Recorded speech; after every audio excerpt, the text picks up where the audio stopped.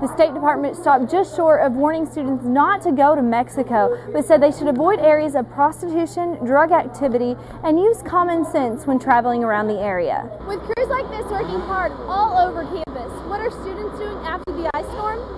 Last Thursday, devastating storms hit south of here in Mena, Arkansas, leaving many tornado victims without the necessities that they need. The International Atomic Energy Agency said that North Korea has asked its inspectors to leave the country. Razor Fest isn't just about fun and football, it's about the community coming together to serve kids.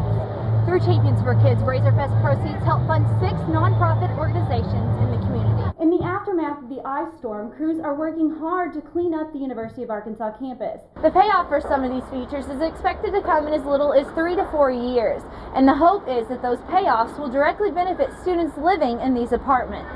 It's a big night here at the University of Arkansas as former President George H.W. Bush will be taking the stage behind me as part of the Distinguished Lecture Series.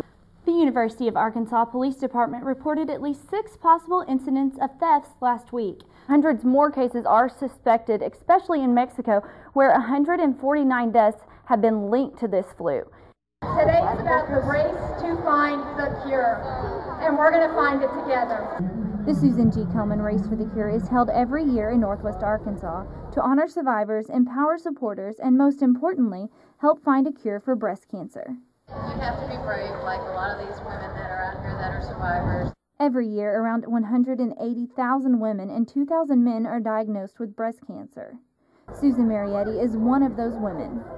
I had just run the race in 2000, and if anyone had told me I had breast cancer, I would have told them they're crazy. I had no problems. I always had my checkups, and 2 months later I was diagnosed. When I started chemo, I was scared to death. I'll be quite honest with you. Through the chemo session, I almost didn't make it. I never thought I wasn't going to make it, but it's hard. It's very hard. Since its founding in 1982, the Komen organization has raised over $1 billion for breast cancer research, education, and health services. And Susan says that's why Race for the Cure is so important. I think it's important because first of all, it gives back to the community. Nationally, the research that they're doing into breast cancer is just phenomenal. More and more of us are surviving. It is due to Susan G. Komen. I am the cure. The fight to survive is tough, but Susan says with the help and support of her Komen sisters, she is living proof that it is possible. I'm a survivor. You know, we take one day at a time, but it's a blessing. I'm only a 9-year survivor, but I've run into women this morning here who are 30 and 40-year survivors, so it can happen. Supporter or survivor, each person racing has a unique story, but they all share the same goal, and that's a cure. Reporting for UATV, I'm Savannah reading. With the clock counting down to this year's Democratic Convention, a vice presidential nomination is expected soon. But if the past shows us anything, we might be holding out just a little longer. In 2000, the nomination came just 7 days before the convention and only 4 days before in 1992. So what names are moving up on the Obama shortlist?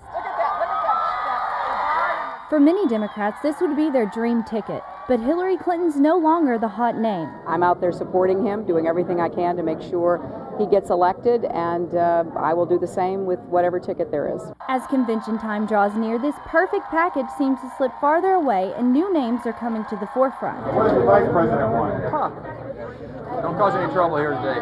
While campaigning together in Indiana, neither Obama nor Indiana Senator Evan Bayh were revealing their cards. Evan Bayh is the senator of Indiana, who is my great friend and is supporting me in the campaign. I haven't made a decision about VP yet. Senator Bayh's ties to the Clinton campaign could help unite the Democratic Party.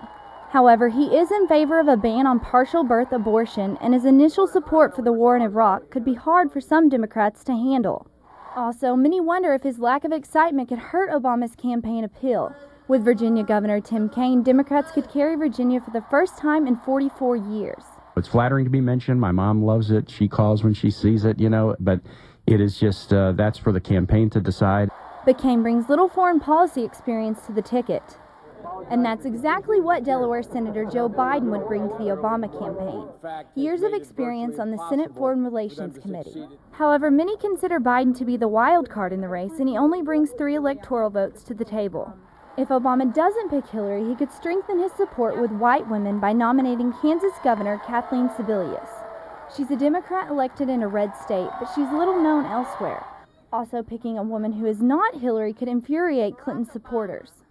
Also worth mentioning are New Mexico Governor Bill Richardson, who could turn his swing state blue, and 2 dark horses in the race, former Georgia Senator Sam Nunn, and little-known Texas Congressman Chet Edwards, who has the backing of Speaker of the House Nancy Pelosi. Savannah Reading, CNN, Atlanta.